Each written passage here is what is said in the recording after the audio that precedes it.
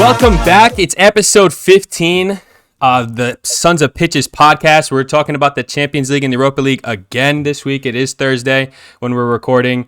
I want to thank Ange. I am back this week. Ange did a great job hosting last week. The boys did a great episode. If you haven't seen that yet, make sure you go on YouTube, Spotify, wherever you see your playlists. Catch that episode because it was a banger.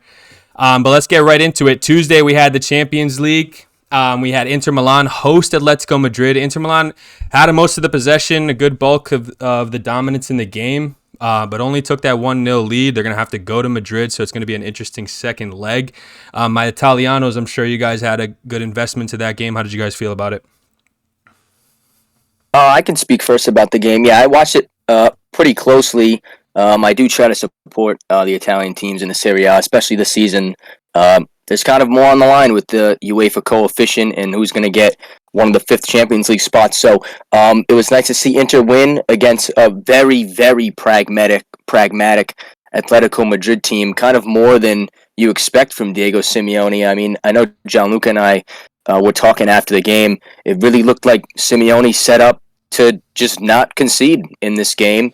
And I think they're very lucky to come away only down a goal going in the second leg. For those who didn't watch the game, Marcus Thuram had to make way at halftime due to injury, and I think if he did not make way, he might have scored a hat-trick, because I think Arnautovic had 3 golden chances. He managed to finish the third to give Inter a 1-0 lead in the W on the night, but I was very unimpressed, I think, with the performance from Atletico Madrid. I think Inter did all right. They definitely wasn't one of Inter's greatest performances, but I think what we saw from this game might unfortunately be a common trend in these Champions League games with the new away goal rule, which I think is a topic that we'll break down later. But I know me and Gianluca were pretty disappointed in Atletico Madrid's just lack of desire to go forward at all in this one. Yeah, definitely. I think it was just, you could just see in their team. I mean, Marcos Llorente started at striker. Yeah, you don't do that unless you're setting up to not lose a game or not. It's something that Simeone's been deploying in the last couple games too for Atletico Madrid. Is this? I know they have a lot of injuries, but you have Memphis Depay on the bench. Like, you have options that you could play at striker. Definitely more attacking alternatives, and I think you saw that in a lot of the games, not just this one, but. In terms of Inter, I mean, it was pretty unfortunate for them for Thuram to go off. I think he was the best player on the field in the first half. He was unbelievable. Atletico Madrid's defense couldn't do anything about him. He was unstoppable. I thought this game really showed Inter's fluidity in attack, even though the scoreline doesn't show it. I think they're going to look back on a lot of the chances that they missed, specifically Arnautovic. I mean, come on now, like that he should have scored a lot more goals in that game. Yeah. So. I think overall it's probably, it's a good result for Italy and for Inter, but I think they would have wanted more out of it. It's interesting because, at least a couple weeks ago, I had said it as much, and I think you guys had kind of agreed to me, that Atletico had kind of turned a new leaf in the sense that they weren't playing so defensive a lot of games. They actually had kind of going forward. And then we go into this Champions League match, and just like Ange had said, like, they just sat back. I mean, they had a flat 5 back there, and they were just ready to just not concede goals. And yeah, we will get into that away goal rule, because as we get into these next couple games too, there's just not that many teams really going at it, trying to put the ball in the back of the net. But I have to agree with you guys. I think Inter may relish the fact that they didn't put more away here at home when they had the home field advantage, because despite Atletico Madrid not actually being on a kind of a poor run of form, besides the last game they played like Las Palmas, but not really a big test. It's hard to go to Madrid and have a fantastic performance. Not everybody can do that. Yeah, and I think that might be kind of this new modern type of game plan on how to attack the Champions Leagues. I mean, I know the stat doing the rounds on Twitter the last couple of days was the fact that Atletico Madrid didn't even register a shot on target. And as we keep talking about these games, they weren't the only team this week in the match day that went away and didn't have a shot on target. So, yeah, it remains to be seen how these second legs are going to shape out. What were you going to say, Jay? I was gonna say I think that's the exact way I think Simeone would have tried to do it. Anyways, would have been to just keep it close there. Yeah. Yeah, And I think 100%. taking a 1 goal deficit back home is probably ideal for them. As bad as they're going to play, they're going to look. They get it done. So I mean, you can question whether it's a good game plan or not, but they've been successful with it in the past. But I personally hope they're not successful with it because I can't stand them and what they've done. But, yeah. I want to see that game I plan think die. they'll be happy with it. Yeah. I kind of want to see that game plan die because, I mean, at the end of the day, like all sports is a value of entertainment, you know what I mean? And sitting back and doing nothing is not entertaining. But to play devil's advocate, this is not the first time Atletico Madrid have not registered a shot. I think when they played City last year, the year before, they also didn't register a shot. So you can't blame everything on the new rule because it's just Simeone's way to play. But moving from that game, we also had Borussia Dortmund and PSV in the Netherlands. That game actually had more than one goal. It's not going to be something we're going to say too often in this Champions League. But it was a 1-1 draw.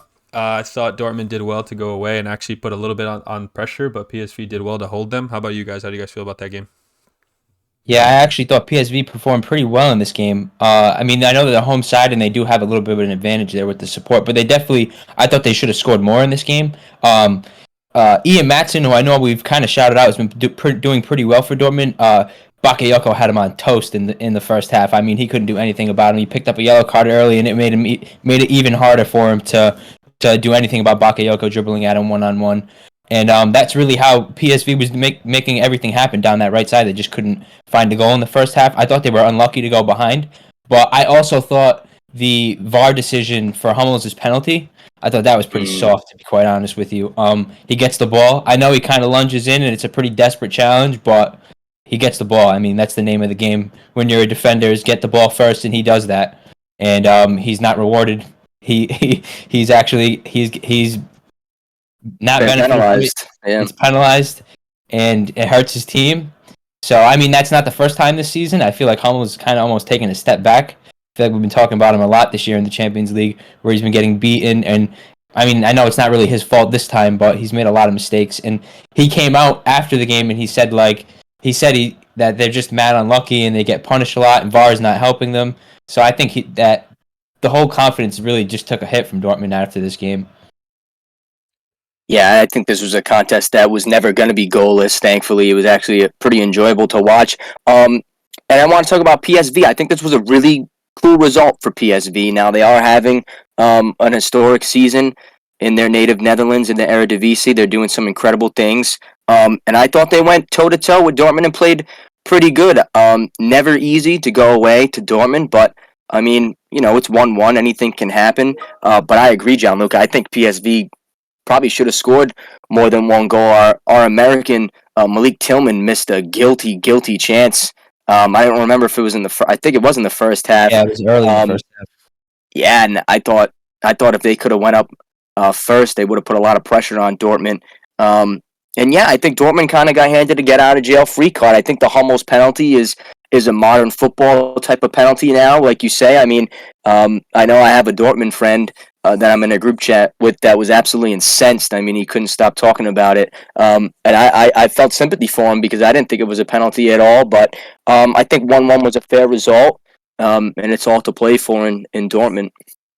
Yeah, I think this tie, I mean, we talked about PSG and Real Sociedad being probably the most likely for an upset, but this one was probably wide open from the start. Yeah. And this is probably going to be the most exciting tie. So glad to see it's pretty much kind of living up to it.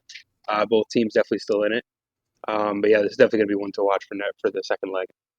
Yeah, absolutely. This shouldn't be a tie that disappoints like the others have been so far. But we'll move to Wednesday, where I want to put it on record that in our post group stage video, I had given Porto the opportunity and the chance that they could get a result and upset Arsenal a little bit, and you guys all kind of shut me down, and that's exactly what they did in Portugal. It was really a kind of a slower game, I thought, at the beginning anyway, and then it started to pick up. I think Porto kind of performed really well despite criticism from me and Jay every time we break down the league. And then Galeno had an absolute rocket to finish the game. And the depths. I think rocket's a stretch. I thought it was a good goal personally. It was a But, good goal, but it wasn't his rocket. He didn't hit that ball hard. as far as the game went, how did you guys think about the game? Yeah, Yeah, I think so you. No, yeah, you go ahead, Jay. I was gonna say I watched this one most of the day and kind of stayed away from the Napoli Barca game. So I was actually really surprised with how well Porto played, especially on the defensive end. Um, I mean, we've been talking crap about Porto all season, and I think most of that blame does belong with Sergio Conceição, with his refusal to play some of these new signings. And then come this game, your best players are Nico Gonzalez and Alan Varela in midfield, who I don't think saw the field in the first 10 to 12 games. Right. So I think finally implementing a system, utilizing all these guys, getting that new signing out with Tapia at center back, and then Pep, I don't know how the hell that guy's even walking, never mind still playing with master classes like that. Right. So yeah, it was a great performance. I do want to say some idiot team is going to splash some crazy money on Galeno because he has not been able to put any sort of performance like that anywhere close together this season. And I just know it's going to happen. They're gonna get lucky. But yeah, impressive performance from Porto, but we shouldn't be too surprised. They always do well in these kind of situations in Europe. And Arsenal are gonna Arsenal. They're gonna always pull up some crap game and some crap performance. But I wouldn't necessarily say I'd be confident we'd get a similar game back at the Emirates. I think it'll be a lot more one-sided towards Arsenal. Yeah, I agree. I was kind of thinking the same thing after the game, and it was nice to see Galeno get his goal after one of the wildest missed chances I think you'll ever see. Yeah. I mean, the ball comes off the post from his initial volley so fast. I don't even know how he reacted to the second one. A lot of people were saying it was a howler. I thought he did well just to even make a connection on the second attempt. But yeah, nice to see him redeem himself. I think this was kind of a slap in the face that Arsenal needed. I just feel like maybe they went into this game expecting that, we've just put 5 past a couple teams in a row in the Premier League, so why can't we go to Porto and do the same? I mean, it's pretty much the same team that Arteta has been fielding. But yeah, no shots on target. Not sure if it's really alarm bells because, like we say, they have been performing at a high level in the Premier League, and I think I would back Arsenal in the second leg at home to put at least 2 past Porto and win the tie. But yeah, this was a surprise. It's always nice to see the underdog teams do well. Porto, like you say, Jay, is they've had some results against your Bayern Munich's, the big teams at home. It's never an easy place to go. So yeah, I enjoyed this one. It was cool to see. Yeah, I mean, I think Arsenal, in terms of possession and the control of the game, did have it here. I think Porto just did well to kind of lock down at home and keep a good fortress at the back. Like Jay said, the 40-year-old Pep just seems to age like a fine red wine. He gets better and better, and he adds a lot of class back there. He adds a lot of mentality. It's not something you would normally say about Pep, is class, but as far as defensive knowledge and wisdom, he's a master of that, as well as the dark arts. So yeah, I think Porto just managed, because I think Arsenal were the other team that you were talking about, Ange, that didn't register a shot on target. They only had one really quality chance, a couple of scuff shots they were trying to get on. And Porto made the most of it. Go ahead. Speaking of that, did you see Diego Costa's comments in the press? I was hoping someone was going to bring that up. I didn't. So one of the reporters goes, "Oh, Arsenal are one of the favorites. Like, how do you feel coming up against them?" He goes, "If they're one of the favorites, then they better come and show it. Like, I don't believe anybody's a favorite or anything." And then he clean sheet, didn't even face a shot. So that was pretty cool. One of the tweets I saw was funny. Someone quote tweeted it and was like, "How can Diogo Costa say this and then pull out a performance where he has no saves? Like, shame on him." Funny. Another funny quote of that was a bunch of Arsenal fans had bookmarked that tweet when it first came out before the game, and then the bookmark number went down to like 1,000 after it was up to like 30,000 because all the Arsenal fans unbookmarked it. It was mad funny. Yeah, so I mean, we'll see. I mean, Arsenal's kind of bad history in the Champions League. They really have never gotten the job done ever. So We'll see if it repeats itself because I think Arsenal is going to have a choice to make. Do they want to go for the Champions League? Do they want to stay in this Premier League race? Yeah.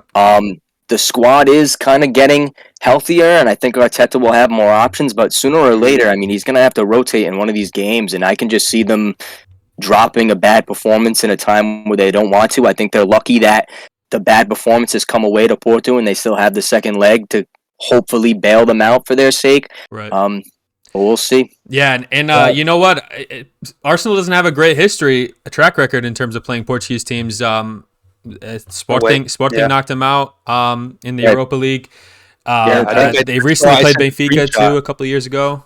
Every single one of their recent away performances against all of the top 5 teams were either losses or draws. They had no wins. But yeah, the Vitória Guimarães too. Yeah, even them. Yep. So I think Porto can definitely get a result at the Emirates. I mean, if they play like they did, it'll be tough. They, in my opinion, they set up the exact way you should play against Arsenal. They doubled the guys on the wings. They were pressing right as soon as Arsenal had the ball. They were right there. They allowed no space in the final third, and that's exactly what you need to do against Arsenal because when they have space, then they get their chance to move the ball side to side and find an opening. But Porto played the way you need to defend against them. So if they can do that in the second leg, I think there's every chance that they can go on and knock Arsenal out. I really do.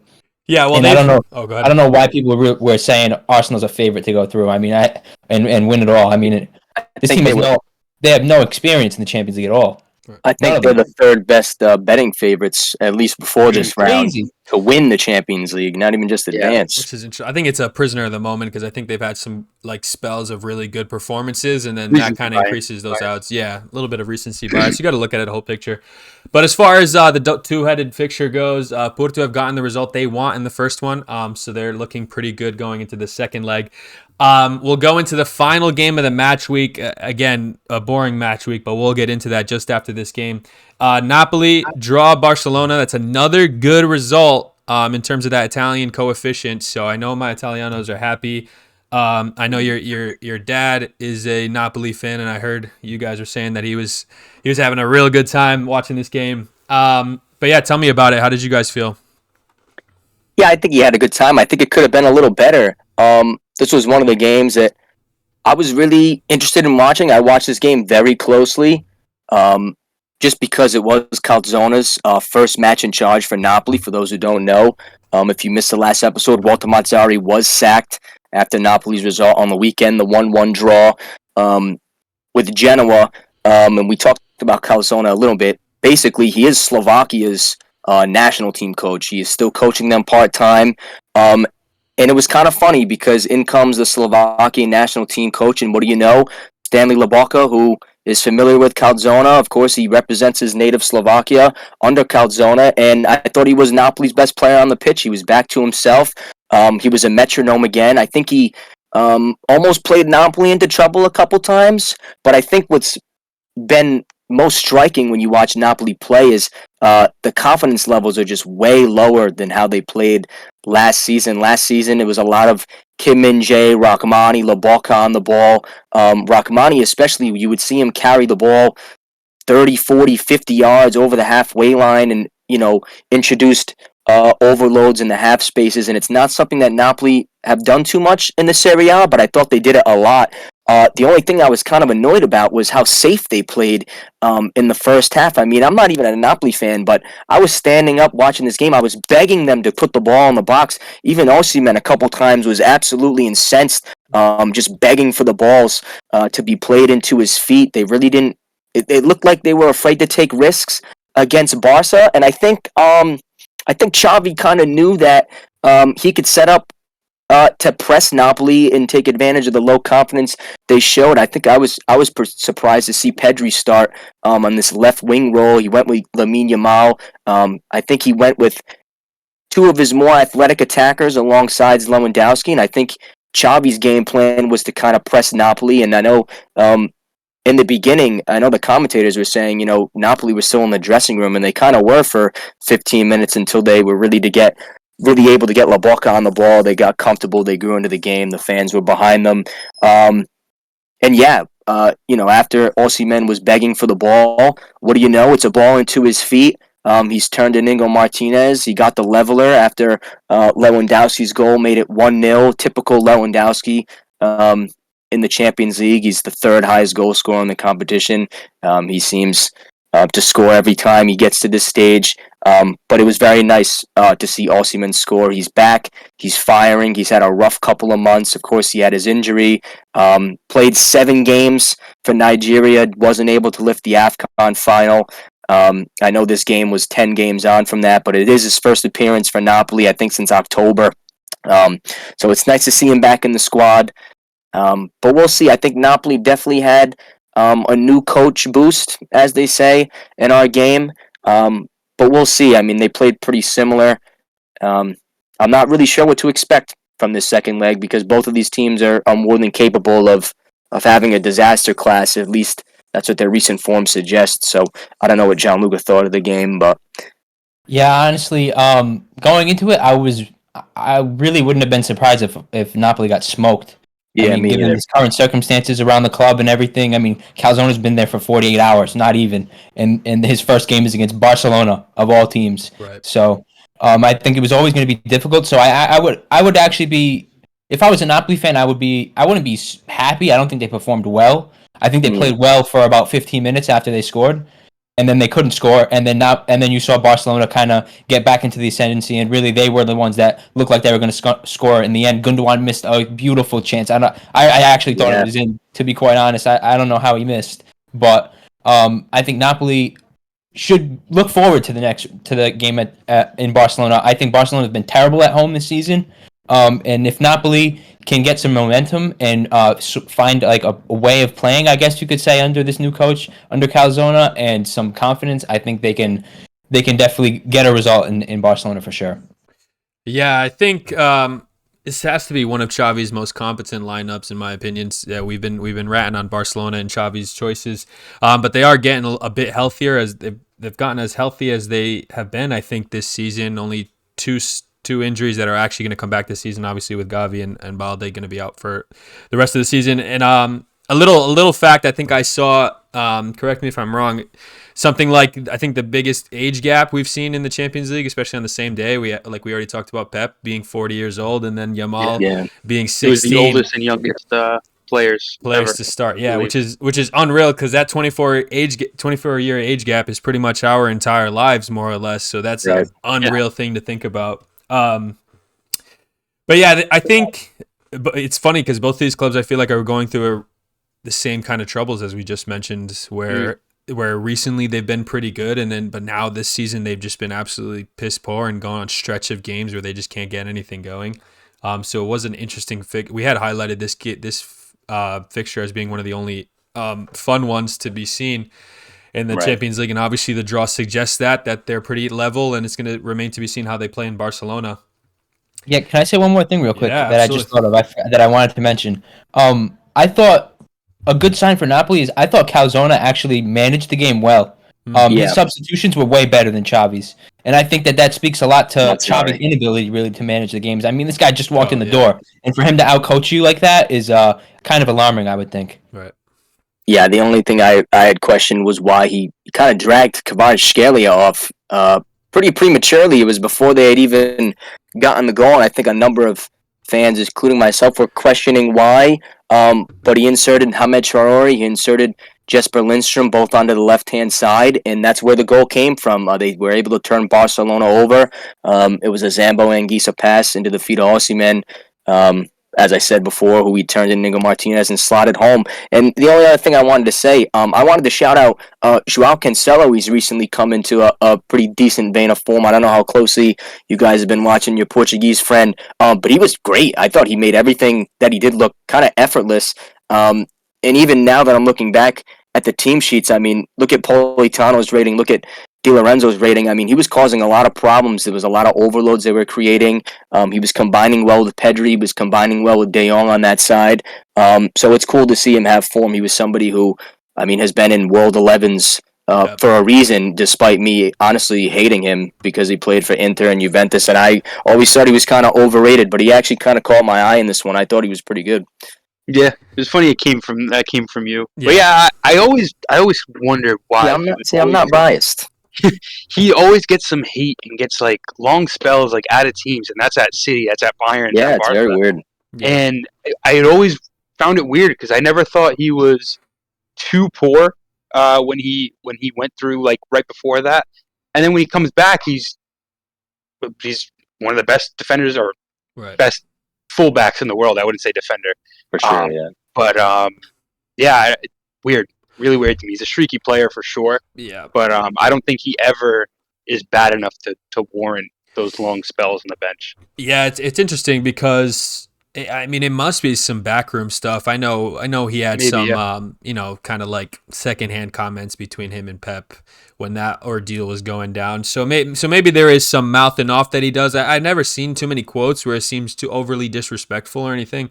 But it has to be something like that because, like you were saying, Jay and Angie, he never has an extremely poor performance. I can't remember a game off the top of the head where I was like, dude, I mean a handful. But I mean like terrible. Everybody but has you a bad game. A terrible run of games that warrant you leaving the team. Right. Yeah, and he is. I mean, I think since at least his Juve days, he's going to be ranked amongst the best fullbacks.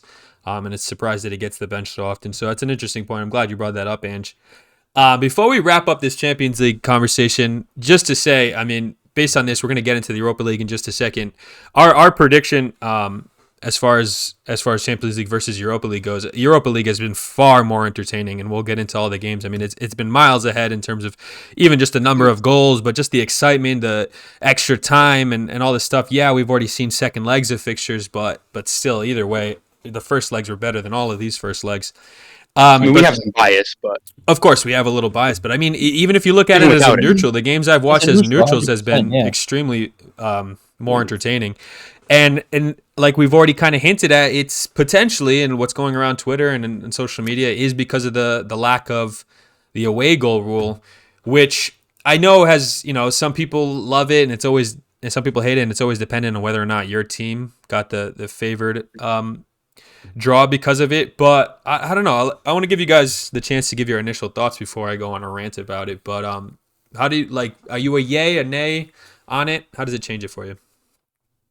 I mean, I always absolutely adored the away goal rule. I think it made European football what it is and how it's so special. It made it magical at times. There's been so many great results down the year. To think that they would have never happened is just kind of strange. And I think the point of the away goal rule, as far as I always knew, was, it was to negate an advantage. And I think without it, I think if you're hosting the second leg, you do have an advantage. And, you look at the teams like Atletico Madrid, even Arsenal, although I'm sure Arsenal set up to win the game, and maybe it's harsh of us to assume that Diego Simeone didn't set up to win the game, but you're going to back your team at home, and we know the atmospheres that are created around these European nights and how hard it is to travel away. I mean, we saw the Bold Glimt fans setting fireworks off outside the Ajax hotel last night, and that's what it's all about. I mean, I don't know, maybe it's, you can argue that there is still, of course, home field advantage in the first leg,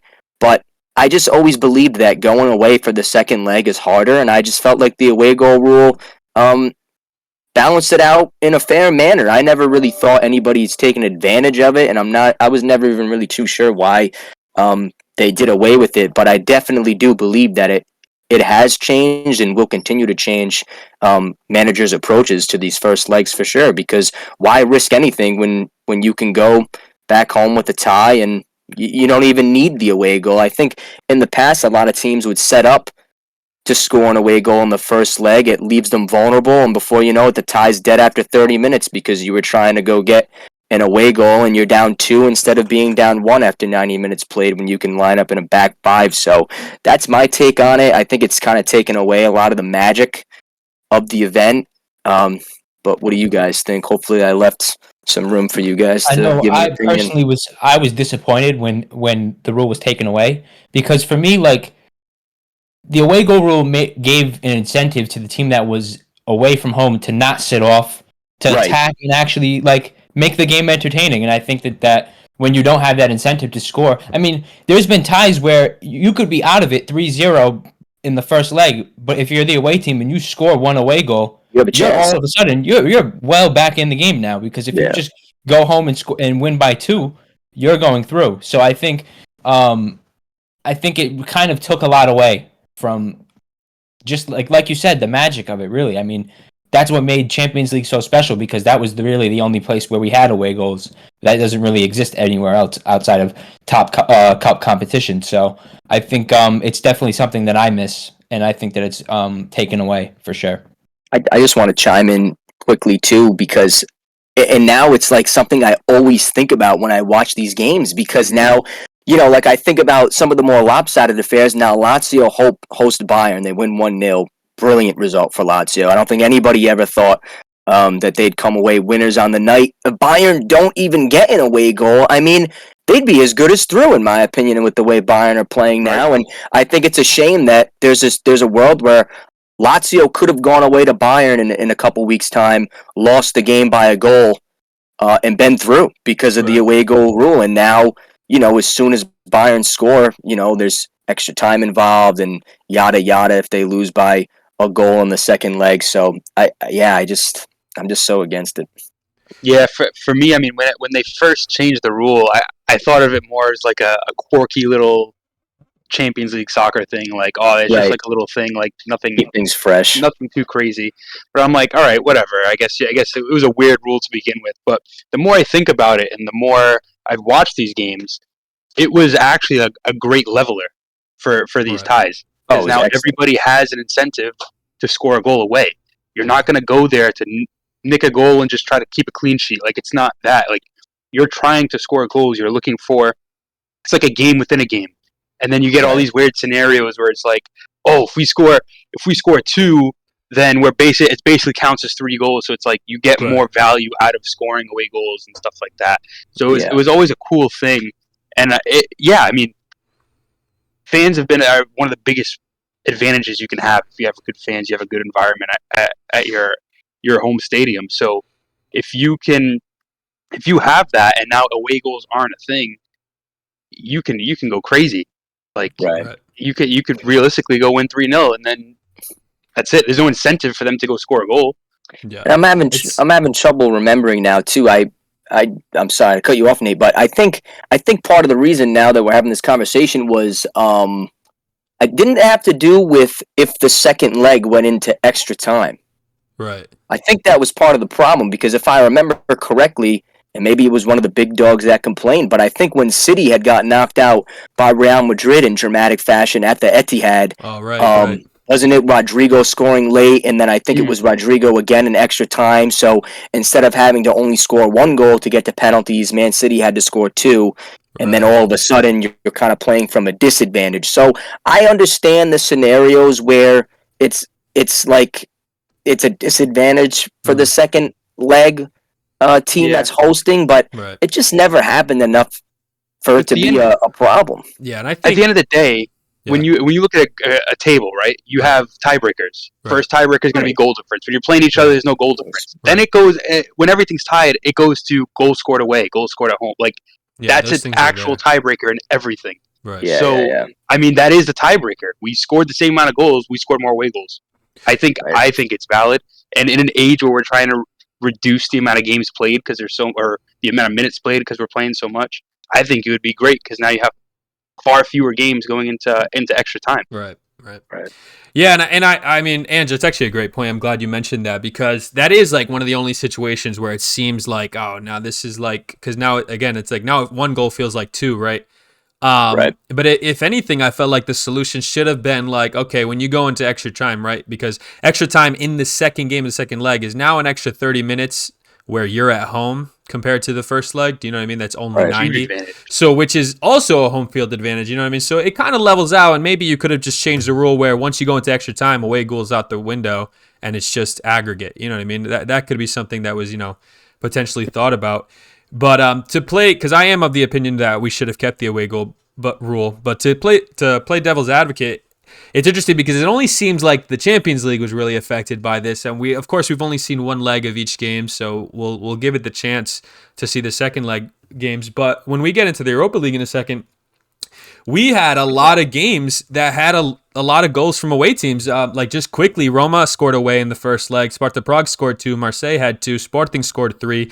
Karabag scored 4 in Braga. They don't go to overtime with those rules. Yeah, and then even today, I'll just quickly say, we'll get into them, but Braga had 3, Milan had 2, Lens had 2, Feyenoord scored 3 at Roma, or maybe that's penalties. I'm just looking at it quickly, but that's a lot of goals scored away. And it just seems like these big clubs are just too afraid. You know what I mean? It's the smaller clubs that have more to prove and less to lose that are not affected by it, which is what we love to see. And it just feels like maybe we really should be complaining about how the big clubs just don't like to take chances, because at the end of the day, that's what it is. This is what the sport's about, is to be entertaining. You know what I mean? Like you lose.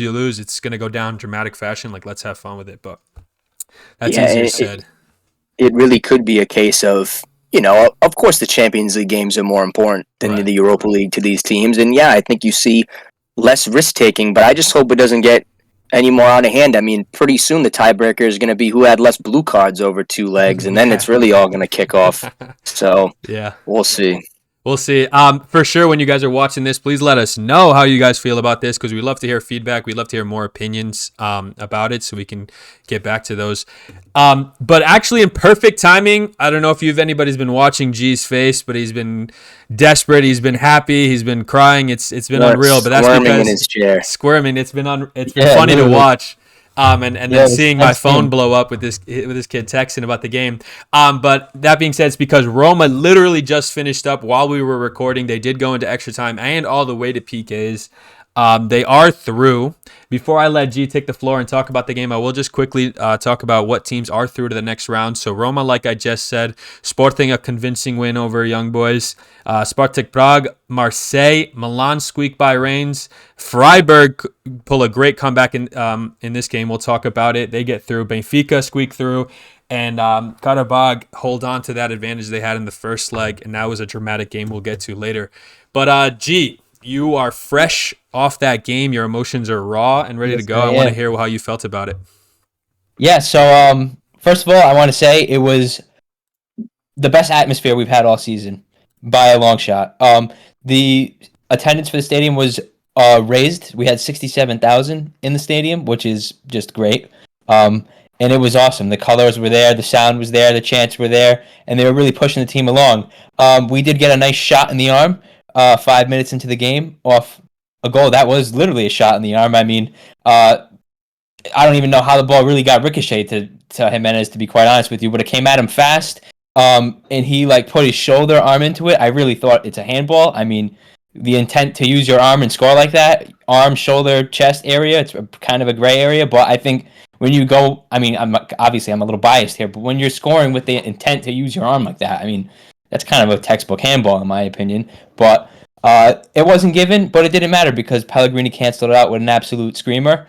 Beautiful goal into the top corner. And in the first half, I thought he was by far and away the best player on the field. I mean, he was doing everything. He was winning the ball back. He was playing balls in behind to the players that were making runs. He was just linking the midfield with the defense and attack. And it was just brilliant to see. I mean, like I said, I've been saying it just about every episode since De Rossi's come back as the manager. Pellegrini's a new man, and he had his best performance, in my opinion, so far in this game. After that, it was pretty much kind of Feyenoord really in the ascendancy for most of the second half. I didn't think we started the game in the second half well. We didn't come out strong. And Feyenoord definitely had better chances to score. Svilar didn't make any too outrageous saves, but again, he answered the call when it was asked, like he's done so far every game that he started. And we went to extra time. And during extra time, I'm sure you saw my live reactions, Lukaku missed 2 absolute fucking sitters, right? And pretty much the last dying seconds of stoppage time, he missed a one-on-one. He actually forced a pretty good save from Feyenoord's keeper, but I still think he should have finished it. And then he missed a wide-open header from the corner that ensued after that. And so right from that, we went to penalties, and we ended up pulling it out. Shout out Miles Svilar, saved 2 penalties, 2 great saves in the shootout again. And Romelu Lukaku, I would be not too mad if he sits the bench right now, because after missing both those chances, he was second on the list to take a penalty. And as soon as he stepped up, I said he's going to miss. He just missed 2 sitters. There's no way. Lukaku is such a confidence player. He's had no confidence right now. He's not scoring this. And sure enough, terrible penalty. Easy save for the goalkeeper. And if it wasn't for Svilar, we'd be going out because he was heroic in the penalty shootout. So I want to shout out him. And yeah, I mean, it's a great result for us. I think we kind of suffered in both legs a lot, but to come out for the third time victorious in a row against Feyenoord, they're really our children now, these Feyenoord players. So it's great. It's a great result for us. I love to see it. Yeah, I mean, you had given Rui Patricio a lot of crap over the past couple of weeks before Svilar stepped in, and now I think after this penalty shootout, for sure, I think you'd have to say that Svilar has to be behind Dybala and Pellegrini, the one of the first names on the team sheet every Absolutely. week now after that. And I mean, I'm glad you mentioned Dybala too. Shout out to him because he played 102 minutes today, which I'm sure all of you can say you have not seen in a very, very, very long time, which is awesome. Awesome. I couldn't believe it. And I mean, he got subbed off for Baldanzi, which is just brilliant in my opinion. I mean, there's no better player in my opinion to bring on when you take off a player of that quality. So I think it was just great overall, great team performance. It wasn't our best, but it got the job done, and I couldn't be happier really. Because like I said in the last episode, I wasn't so sure we were gonna make it through. So I'm definitely happy with the result for sure. Yeah, I just wanted to say I think De Rossi's beginning of life as Roma coach has gone about as well as anybody could have hoped. I think there would have been a lot of question marks if they weren't able to get past Feyenoord, and perhaps the expectations were low given Roma's poor start to the season. But I was pretty pleased. It's another good result for Italy. We have another team advancing in their competition, so I was pretty pleased. I think Roma did a lot of the same things that they've been able to do so far under De Rossi. It's been the typical main characters. Pellegrini on the score sheet, like you said. Brilliant goal. I just feel really bad for Feyenoord. I hate to be against Gianluca, but I just thought they played better at home than Roma played at home in their games better that they away than we did at home too. So they were definitely. I thought they were better over both legs. Yeah, it just sucks. I feel bad. Like I was saying in the first leg, there's a number of names in this team that people are going to know soon if they don't know them. I think the player that stood out for me today from Feyenoord was Hartman, the left fullback. He had the assist in the first leg. I thought he had another great performance today. So we'll see. I think there's going to be a couple guys that get moves. It's good experience for them. But this was a team that got to the quarterfinal last year and was knocked out by Roma then too. So more work for them to do, but good result for Roma. Yeah, Daniele De Rossi definitely off to a really good start, and I think he's just a interim, right? He doesn't have the job permanently. He's not permanent, but he does have a clause in his contract that if it does go well, I think if he makes the Champions League, there's a good shot he'll get the year extension that's written into his contract. So I wouldn't be too, based on how we're doing right now, I wouldn't be too angry with it. I think he's definitely made an improvement, and I can see every game we're getting better and better. So yeah, that's kind of where I was going with it. I think so far, besides that Inter game, it does seem like De Rossi might be the guy, at least temporarily for now, to kind of hold Roma over into this rebuilding stage, because he's definitely motivating them to some decent performances. I think it's been a pleasant surprise too, considering he's not the most experienced. Right, so and his tenure, his first tenure as a coach, did not go that well. Yeah, so his tactics and his ability to instill himself and his ideas on the team has been pretty impressive so far. Yeah. And then on to another game that won't necessarily, besides going through, improve Italy's coefficient, as they did technically lose the game, but did win on aggregate. Ange's Milan had an exciting 5-goal game. I know you were all about it. We had a hat trick from Beauregard. Ange, tell me about that game. I know you were talking a lot about it in the group chat while it was going on, so I want to hear your thoughts. Yeah, it was great. It was definitely, I'm not even just saying this because Milan weren't involved. We lost, but I think it was the game I enjoyed the most. Rennes showed an unbelievable level of fight. Just the way that they came out to attack this game at home. The fans were right behind them. They were playing, like lightning. And I think Milan did really well to survive the first 10 minutes, but then in the 11th minute, we scored. We conceded, rather. It was a great goal from Beauregard from range. It's Magnan trying to go right again. I know I've been saying it to Gianluca. I really think Magnan might be on a decline. He's been kind of called out a lot recently on Milan Twitter by a lot of fans, and I've had my silent questions as well about him. I didn't think the goal covered him in glory, and our back line certainly didn't help him at all either. We gave away 2 penalties. kind of unfortunate. Like I said, they kind of reminded me of the Hummels penalties, these modern football penalties. It's a deflection off of Luka Jovic's arm, which is kind of tucked in my opinion, for the first penalty, and then the second one, Simon Kjær, very similar to Hummels. It looks like he wins the ball, but I guess if you yell loud enough these days in the box and go down, it's a penalty. But credit to Rennes, they came out and showed fight. They could have dropped their heads after the first game. And I'll be honest, I think if this wasn't a tie where we had won the first game 3-0, I think I would have been holding my breath for the majority of this one. So I'm pretty pleased that Milan didn't put me in a position where I had to sweat too much, because I honestly wasn't really concerned at any point in this game. I knew that we had the quality to get the job done. And as far as the Milan perspective goes, it was nice to see Jovic score. He had a terrible lack of concentration and lash out last week. For those who didn't see it, he's picked up a red card in the Serie A, and he'll be out the next 2 games. But it was nice to see Pioli still trust him. He backed him. He played him the whole game. He got his goal, so hopefully he's restored his faith. And then that star man again, Rafael Leao. I can't sit here and say that it was an elite world-class goal, but the carry and the dribble that he had leading up to it certainly was. It's very reminiscent of a former Milan player in Ricky Kaká, the way he just seems to glide past players like he's not even there. I don't even know how he does it. He accelerates so fast, such long strides. He was kind of giving the right half of Rennes' backside a lot to think about. They have some young characters in their defense. Rennes obviously being kind of a historic feeder club. There's been a lot of good talent come through their ranks. And yeah, I thought Leao was pretty fortunate to score his goal. But yeah, it was a thriller, to be honest. I'm not sure if you guys caught it, but it was an end-to-end affair. Rennes showed a lot of fight. They showed up. And I think they can hold their heads with pride. Beauregard was seen with his head in his hands at the full-time whistle. Not too many times you score a hat trick and you're on the losing side. So yeah, and I know that when we had first mentioned these fixtures when they got drawn, that you weren't overly confident. You had a good certainty. You had a good certainty that you guys were the better team, but you weren't sure if you were going to perform on the day. And obviously the first leg didn't do necessarily that prediction any favors, as you guys went to a comfortable victory at home. Right. But this second leg for sure, Rennes showed that, if they had a better first leg performance, who knows, they could have made it through.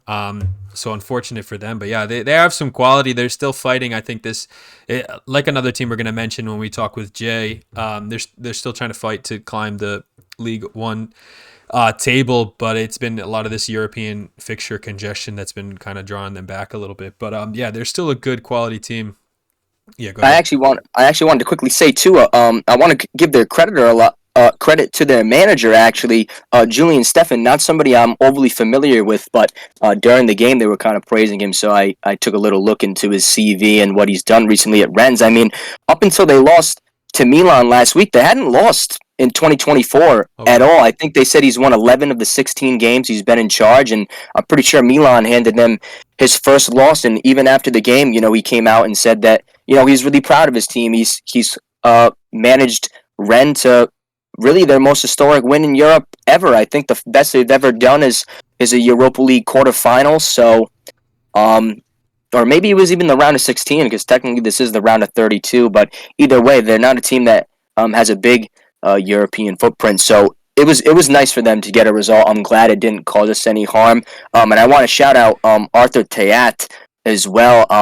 FotMob doesn't really suggest that he had a good rating, but he had an unbelievable tackle in the box on Leao. I mean, he's a big guy. The way he tracked back, he was first to a lot of aerial duels. He was a commanding guy, and somebody who was applying his trade for a little bit in Serie A with Bologna, and he was somebody that was chased by Italy's top 3 teams, Juventus, Inter, and Milan, and a lot of fans, especially myself, thought that he was going to make his way to one of the top 3 teams in Italy and stay in the league. I really wanted to see him at Milan, and I think a lot of people were surprised when he went to this Rennes project, and I think, the team shows for itself. I mean, they won at home to Milan. They're no mugs. I mean, they have a lot of good young talent in this team, so it's cool to see the project they're building. But I was doing a little research on Twitter. There's a lot of Serie A fans of different clubs that want to see him make his way back to the league. So we'll see. Maybe he'll be a name that's tossed around in the summertime. I wouldn't mind seeing him in another red and black kit.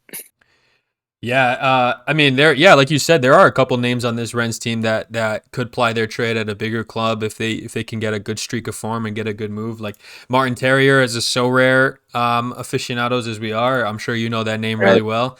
Beauregard too. Yeah, and I mean, Yuri is obviously he's 24 now. He had been touted before as he hasn't quite reached the levels that they've expected him, but he's still a quality player and a big career to kind of go on to play.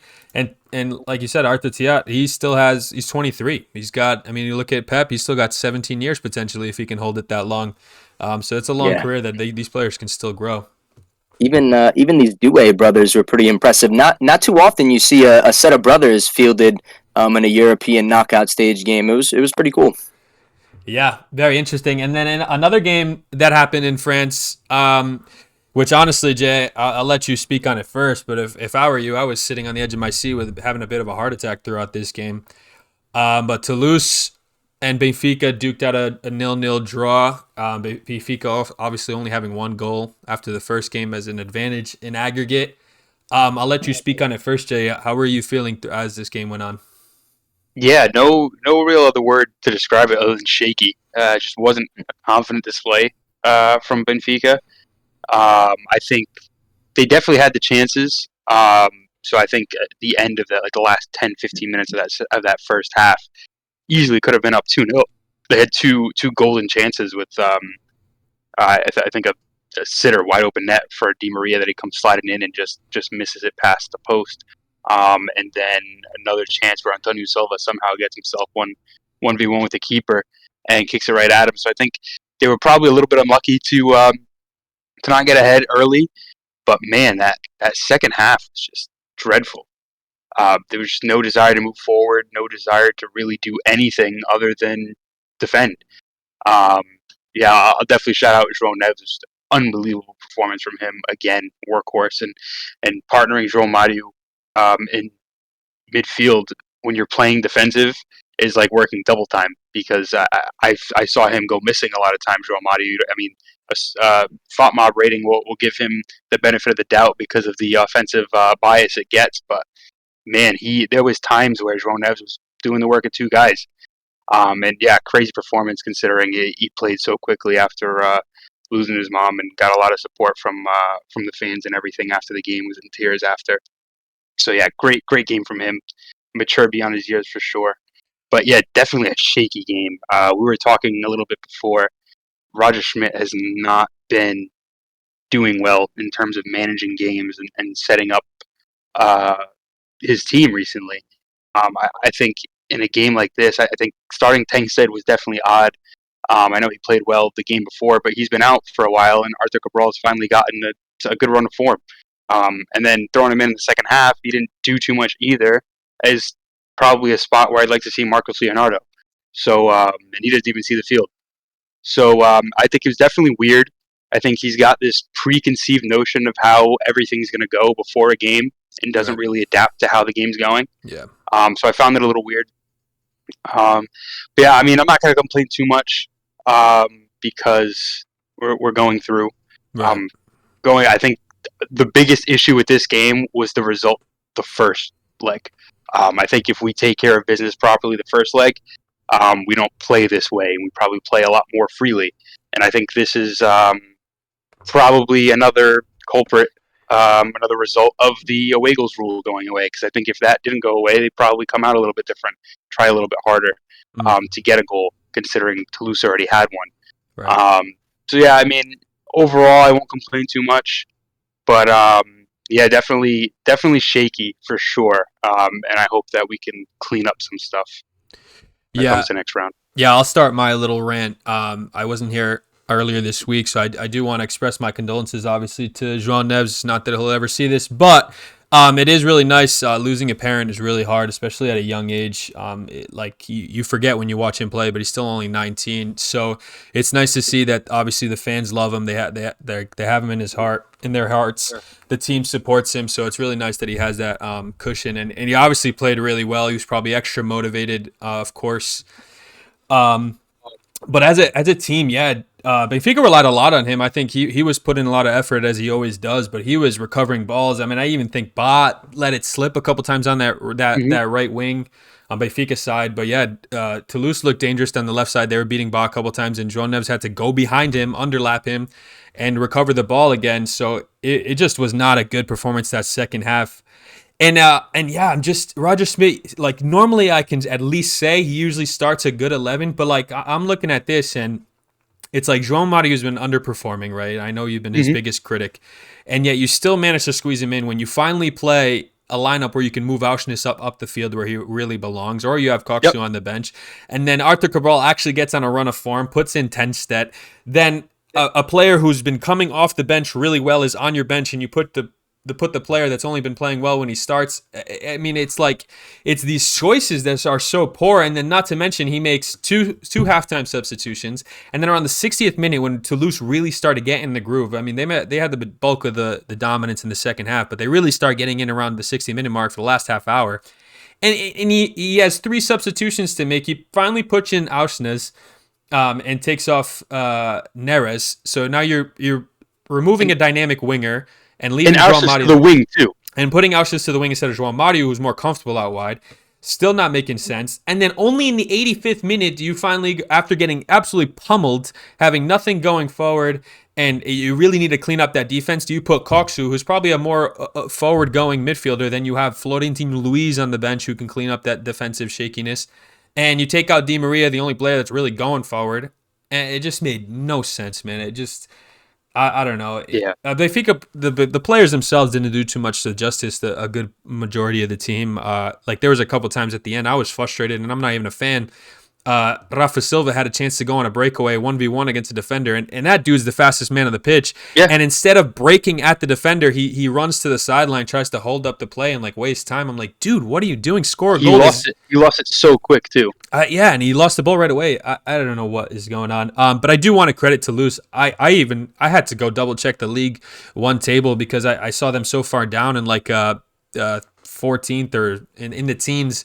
And I was surprised because they looked so good today. They were moving the ball. I know me and Ange had followed them pretty closely. Every now and then, I don't get to catch too many of their games, but they looked really, really good. They have a lot of young guys and interesting guys. We could do a whole video on how they went about doing transfers with their whole Moneyball strategy at one point. So it's really, really cool what they got going on over there. And but yeah, they outplayed Benfica. I mean, off the pitch. In the second half, I was shocked. Trubin had a great game. I was shocked they didn't concede. Yeah, and I actually want to speak from Toulouse in a Liga perspective. Really bad night for League. They had some big losses to some rival leagues. Now they have Toulouse get dumped out. Lens is out. And that was a particularly big result, too. Lens away to Freiburg up 2-0. They squandered their lead. They lose 3-2. And I'm looking at the coefficient now. They have the Czech Republic breathing down their neck to be top 5 leagues in Europe. I mean, that's unbelievable. And if you want to talk about some other European results tonight, obviously Sparta Prague playing host to Galatasaray, 4-1 winners on the night. They're through to the next round, 6-4 on aggregate. It's getting heated. I was looking around at the Conference League too to see who's alive, and they actually have Victoria Pilsen too, who were group winners. Yeah. So if they can get a favorable draw, both of these teams, I mean, we might see France take a dip here. Yeah. Remains to be seen. Yeah. There's just not much quality. That trajectory. Yeah. They haven't been doing good for a while, and I think you got PSG's their only real hope in the Champions League, and they haven't made it past the round of 16 in 2-3 years. Right. They made one Champions League final. Yeah. So I mean, yeah, they're dropping down pretty quickly.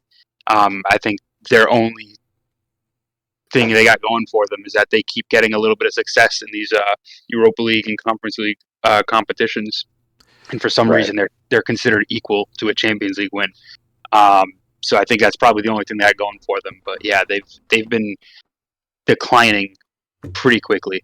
Yeah, it's funny too because because normally when you have a club like PSG that have a lot of quality players, you'd think that'd be bringing the league up. When we talk about Benfica, Sporting, and Porto, when we have good quality players, we tend to think that we're trying to boost the league up and create some good competition. But it really, I mean, we're pretty anti-PSG, so to not be biased, but really it's almost like a poison to the league because, I mean, these two matches we're talking about, where, yeah, these Rennes and Toulouse get dumped out of the Europa League, right? But they made good like conversations of themselves, like the accounts on themselves, and how they can play good football.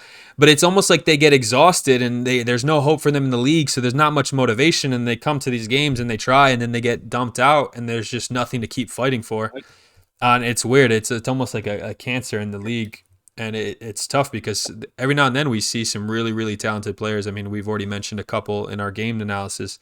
But yeah, the French league needs to get it sorted out because it's not looking the absolute best for them. But I don't know if you had any final thoughts on that game, Jay, but we can move to two more Portuguese teams who are doing well. One of them is doing decent. Braga almost had it. But my Sporting had a 1-1 draw today against Young Boys. We kind of felt it was pretty... I would think that we were pretty settled on that we were going through after the 3-1 away win. And we started out really strong. I got to give it to Trincão. He's been playing really, really well. He finally seems he's getting that confidence back. I think that's what I wasn't giving him the credit for, was that he lacked confidence after going to the Wolves, after going to Barcelona early in his career, and kind of getting knocked down a few pegs after being touted as like a real talent. And he's getting confidence from the manager. Amorim trusts him a lot now. He keeps starting him over Edwards sometimes and over Pot. And he's been balling. He pulls out his flair. He's got a big old bag of tricks that he knows how to use, and he's been using it more often now and effectively. Gyökeres scored again, a man on fire. Of course, we talk about him week in, week out. It's almost like a little Easter egg in this podcast. But yeah, the man that was supposed to mark him on Young Boys, I'll give him credit, Amenda. He showed it early that he was going to be physical with him, give him a nice little tug, a little elbow here and there, try to make sure Gyökeres knew that it wasn't going to have his way. But Gyökeres kind of likes that game. He gave it to a right back, absolutely dusted him, broke his ankles, made him step back on the goal, and he was just wide open for the shot. It was beautiful. But then Gyökeres did show that he was human and missed a PK. He tried to go for the right side, didn't put it enough that way. And I will give credit to them. I believe his name is Van Balmus, the Young Boys keeper. He had a fantastic game. He made a double save on the PKs. That was unreal. He made another save late in the game. I think he had a good 5 or 6 saves in this game. 5 saves. He had an unreal day. I think Sporting would have put 2 or 3, and that would have really took the wind out of their sails. But because he didn't concede, Young Boys kept pushing, and they got their penalty from a sloppy Marcus Edwards handball. Buried that penalty pretty well. Adon, not the most comforting keeper to have at the back, but he usually puts up a 6 in performances, so I can't complain too much. But I'll take that victory. Daniel Bragança, who's been coming out of scrutiny, I know a lot of Benfiquistas like Jay like to say he sucks, but he's actually showing pretty well that we have a little bit of depth in the midfield. My cousin also says he sucks, Jay, so you're not alone. Don't tie my name to that. But I think he's growing into it, and it's nice to have, because like I had mentioned before, I think we're a little bit thin in that central midfield position. I don't know if you guys have any comments about that game, but I had one more thought I wanted to add, unless you guys have a question for me. No, go ahead. I mean, you must be pretty pleased. I mean, Sporting are alive in 2 competitions this year, and I think we kind of talked about it last week. Yeah. Similar to Arsenal, how many eggs are they going to put in these baskets? We'll see. Yeah, I know, because it's really nice to see us go through in this competition to show our quality on a European stage, right? But then it makes you nervous because we're doing so well in the league, and the league we've had a long drought before we won it a couple of years ago. So it's something that we as fans really, really want, and as a club, I'm sure.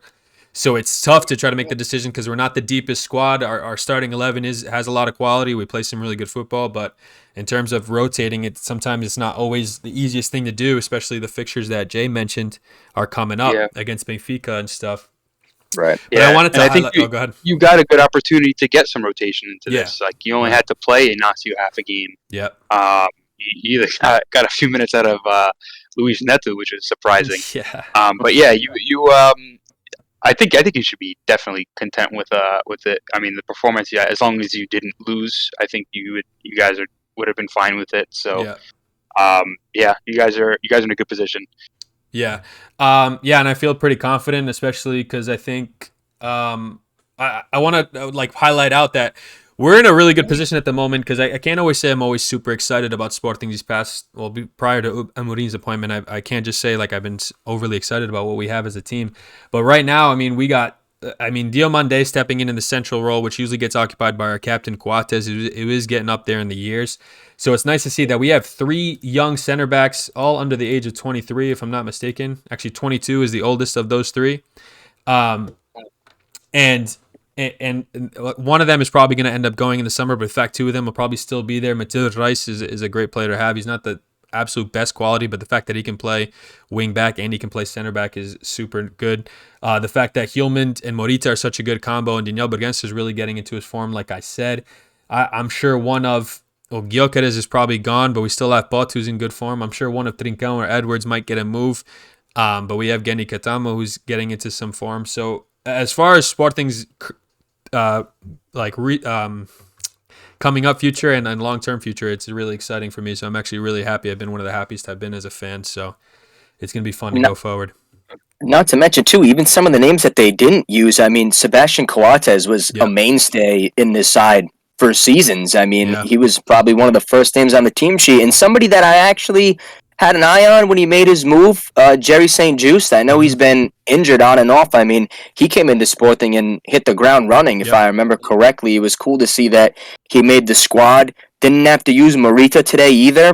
Maybe the Sporting team has a little more depth than we give them credit for, but we'll see. They have a great chance, and they're alive in the league. They're certainly alive in the Europa League. Obviously, I think there's going to be some really tough draws from our teams coming up. I don't know if you guys have seen the teams that we can draw against, but I'm not particularly excited, I think, to see Milan and who we draw. But if you guys don't have any other games you want to talk about or results, it'd be interesting to see how you guys are feeling about where your team's future lies. Yeah, I just want to quickly highlight, like you already mentioned the other games, just one more game that was really exciting to the death was the Braga-Karabakh game, losing 4-2 in Braga. They did go away. They started to pull the comeback. Karabakh scored late in extra time to win it before they went to PKs, but it was a really exciting game. That's one that if you want to watch something for a couple minutes, the highlights of that game was very, very good. But yeah, if we look at how we feel about the prediction, the teams that finished first place in their groups, so the teams that are options for us to draw in the next round were West Ham, Brighton, Rangers, Atalanta, Liverpool, Villarreal, Slavia Prague, and Bayer Leverkusen. None of those names, you can make an argument that Prague might be not a heavy hitter, but that's still a team that can give you trouble, especially in Europe. All those teams are like fighting for league titles. They're it is going to be an enthralling round of 16, and we're going to be on our seat and sweating throughout these match fixtures. Yeah, I think so too. There's definitely teams that I want to avoid. I actually kind of want to draw Brighton. I'm hoping De Zerbi visiting the San Siro with Brighton will lure him to be the next Rossoneri coach. But I also think Brighton is a side that we could. I don't want to get ahead of myself, but I think we could pull one over on a side like Brighton. I certainly like to think so, and I think I always like watching us take on the Premier League teams because they claim to be so elite. I know. Granted, this performance in the recent run of games has kind of shot my confidence a bit. But honestly, I think anybody but Bayer Leverkusen, I'd give us a chance against. Take your chance. Yeah, me too. Yeah. I feel the same way. Liverpool more for the fact that I don't think they'll take it seriously. I don't think they're gonna go and field their full starting 11. They'll use it as a chance to rotate. Considering I think they're already in a cup final, they're still challenging for the weekend. Yeah. So I feel like it'll be a full B team at least for the first leg, unless they kind of go down big. But yeah, I'd take us probably except over anybody but Bayer Leverkusen. Yeah, I think for Sporting's sake, this is going to be like you kind of questioned, Ange. It's going to be where we put our eggs in the basket. If we draw a really strong team, have a really poor performance in the first leg, we might honestly just throw it to the wind in the second leg. Not that like you ever want to say that and you want to give up, but they might somewhat throw the towel in and rotate the squad. But yeah, I put any of our 3 teams against these sides, especially like you said. Liverpool are going to want to win that Premier League title. It's escaped them. They've won one under Klopp. Especially in his last season. I think yeah, they're really going to push for it. That's something that they're going to really want. Especially, it's not the Champions League. You know what I mean? If they were in the Champions League, it'd be a different story. They might throw some more eggs at it. But in the Europa League, they might not be too concerned of. But yeah, Bayer Leverkusen, I think, still stand. They're undefeated across all competitions, if I'm not wrong. So they're going to want to go and win it. And they're feeling pretty comfortable in the Bundesliga. It's interesting because I think normally it'd be like, oh, if they're fighting for it, Bayern would still be there. But they've got a comfortable lead. So they might have the gusto to go ahead and really try one at the Europa League. So it's going to be fun. This next round is going to be good. Just quickly to wrap up our conversation, we'll just touch on a couple games in the Conference League. Obviously, there's 3 European competitions now for the past couple of years. A fun result. Ajax had a good game. I think a late winner. Yeah, in extra time. Red cards on both sides of the field against Bodo Glimt, who, we know all too well that they're not an easy side. They're not a pushover team. They will fight in these European competitions. That was a fun game. And as well as the Union St. Louis, if I said that correctly, USG versus Frankfurt. Another exciting game. They did duke out a 2-2 draw in Belgium, and then they went to Germany, and USG got the win. So that was a really cool fixture that they had there. I don't know if you guys had any comments on those games. Yeah, I can talk about the Bold Glimt Ajax game. It was a game I watched a decent amount of. It was unreal game. This Berg kid in the midfield, not that he's really a kid, but Patrick Berg, 26 years old. I thought he was my man of the match. He was great. Glimt hit the frame of the bar 3 times in this one. They'll be kicking themselves. Ajax were down a man for a decent while until they got one of their own players sent off as well. And it was an unbelievable game all the way to extra time. Ajax pretty lucky in this one. I know I said in the group chat, Kenneth Taylor's makeshift cross floated ever so slowly towards the back post and found its way into the side netting. To see Ajax through, I can't imagine that Ajax fans think that they imagined to go through, because I think Glimt kind of had them on the ropes. But yeah, I mean, we've been gloating about the Europa League being fun, and I know I've definitely been paying more attention to that than the Conference League, just because I now have a stake in it this season. But yeah, there's some great results in these Conference League playoffs. I mean, we have Zagreb beating Real Betis. I mean, that's a pretty surprising one in my opinion. Obviously, these places like Croatia, the Czech Republic, never easy places to go, and it's still proving to be true. And yeah, like we were saying earlier, kind of a tough week, a couple weeks for Bayern. Rather for the German clubs, we have Bayern taking a loss to Lazio, and Frankfurt, I feel like they would have backed themselves to beat USG, but we got to give a lot of credit to USG. They currently sit on top of the Belgian league table. They've had a couple players in crazy form. I mean, Cameron Puertas, I think, scored again today. I mean, just look at some of the numbers that their midfielders and attackers are doing this season. Yeah.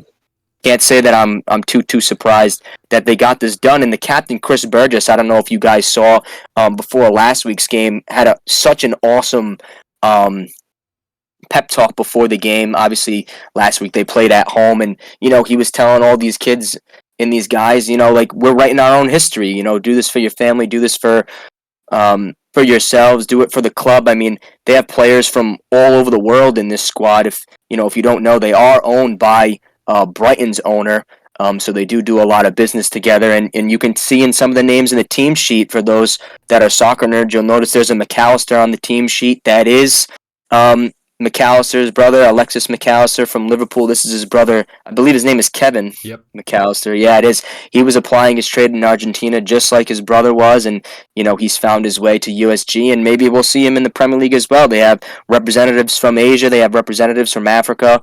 They're a fun squad. Definitely one to keep an eye on. They might ruffle some feathers later on in the competition.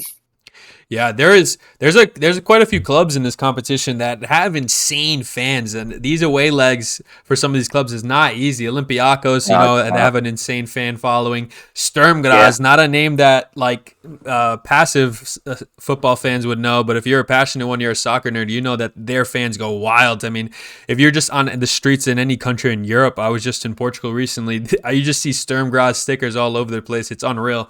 So that Legia Warsaw was fan tifo thing was crazy. They got a man from UEFA, awesome. and they say you win this time UEFA, something along those lines, and that in the stand that was closed, and this crazy tifo that's like it was like some Lego thing with like the glasses. It was like surprise motherfucker. That was great. Yeah, that was really good. It was really good. Yeah, this competition, it's fun. I like the introduction. At first, I almost thought it was a money grab, but no, I think seeing some of these lower clubs that don't usually get the chances to perform across Europe, their fans get to go on full display. The teams get to go on full display, so it's fun. I think it's entertaining. And it gets them more money too. So I mean, and what I like about it, I mean, granted, I think we've had Brighton have good success in that, and West Ham have won it. So I mean, we still have some of the English clubs kind of doing that, but you have some of the smaller countries getting involved and making good runs, and I think that's the most important thing. Like you have a reason, like Ajax still has a chance to do something, right? I mean, we know they were a Champions League almost. They probably could have won it, so like 4 or 5 years ago, right. But you get some of these smaller teams you see once in a blue moon in the Champions League or Europa League. But now they have chances to truly win the Conference League and compete with it. So I think that's really cool. I think the concern was we were going to see like a lot of like Manchester Uniteds and stuff always win that and Sevilla's. Right. I think you're getting what the real goal of it is, which is nice to see. Yeah, I agree. Absolutely. The only thing I wish about this league is that if it was plausible, if there was an extra day in the week where we could actually see these games not played at the same time as the Europa League games, so we could really watch them. Especially when our teams are playing. Right. So it's funner when it gets to the later stages. There's less games to watch at the same time, so you actually get to really dive into these games. But just in general as a competition, it is really fun. That brings us to the near conclusion where we will be talking about now our five-a-side of the week. Our goalkeeper resident G had to step away, but he did leave us a few names, and I have to agree with them. His Svilar obviously had those 2 penalty saves and a couple of good saves in the middle of the game, so he's a good shout. I already shouted out the young boys keeper, Balmus, and then of course Trubin had a pretty good game, which is why I think Benfica still managed to scrape that victory out. So it's going to be a tough one. Of those 3 names, I'll start with you, Angelo. Do you have one that you want to pick out above the rest? Yeah, I mean, I can really only speak to Milej Svilar. He is the only one of these 3 that I watched. Obviously, you guys kind of have a stake because both of these goalkeepers participated in the games in which your teams played. But, I mean, for those who haven't watched Milej Svilar, he really has been a breath of fresh air for Roma fans. He's somebody that I think we were talking about on the last podcast, too. He's had a rough go, but, I mean, he's kept a couple clean sheets so far in this De Rossi era. So, and plus, I mean, winning on penalties, he had a couple saves. He did exactly what you'd want your number one to do. So I wouldn't mind him getting into the squad.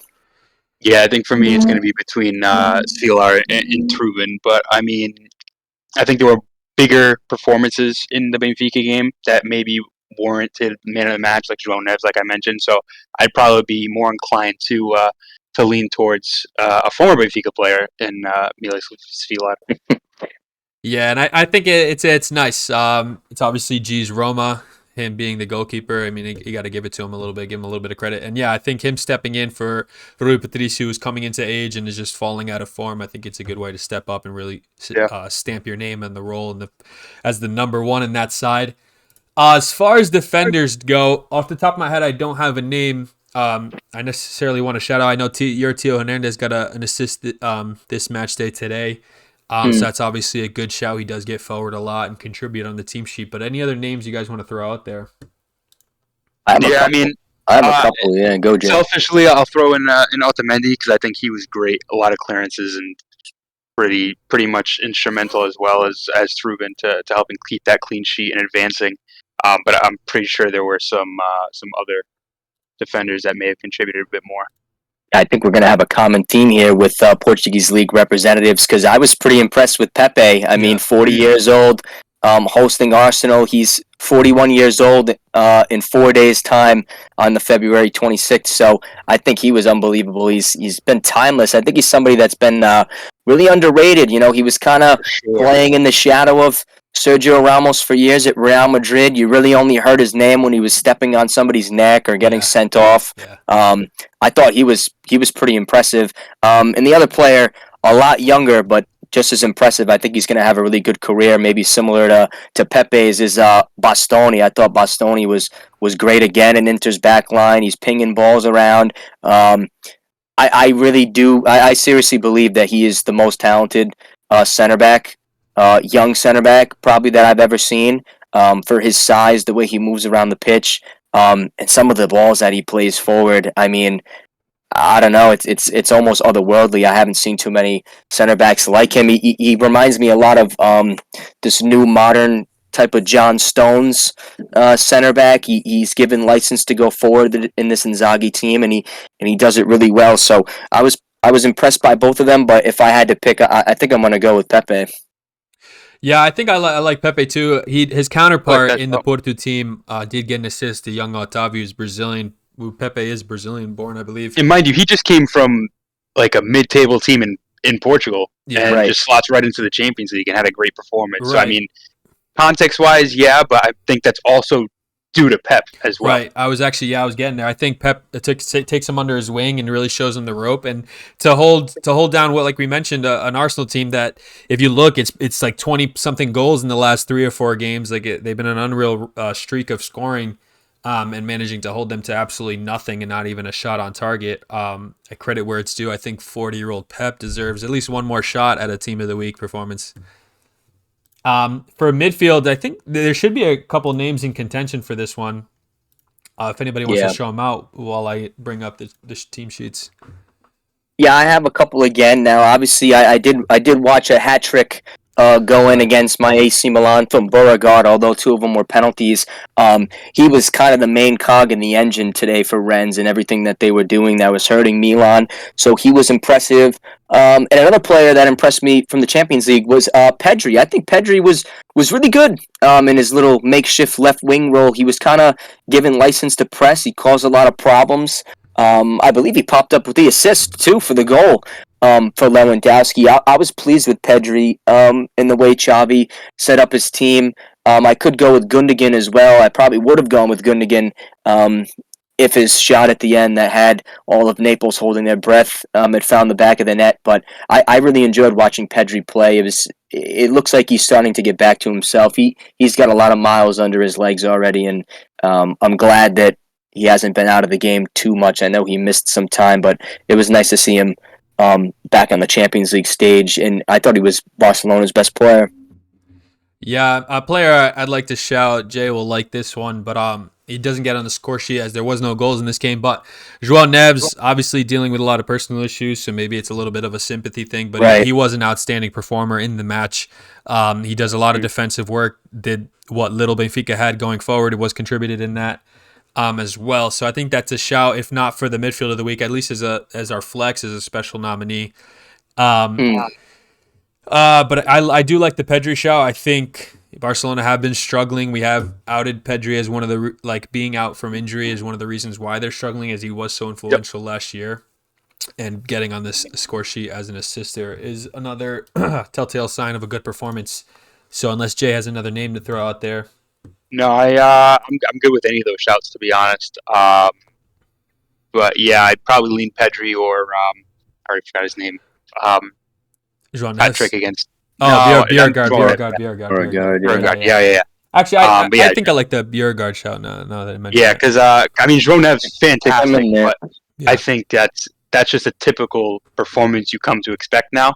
Right. So maybe that works a little bit against him. But I think a hat trick.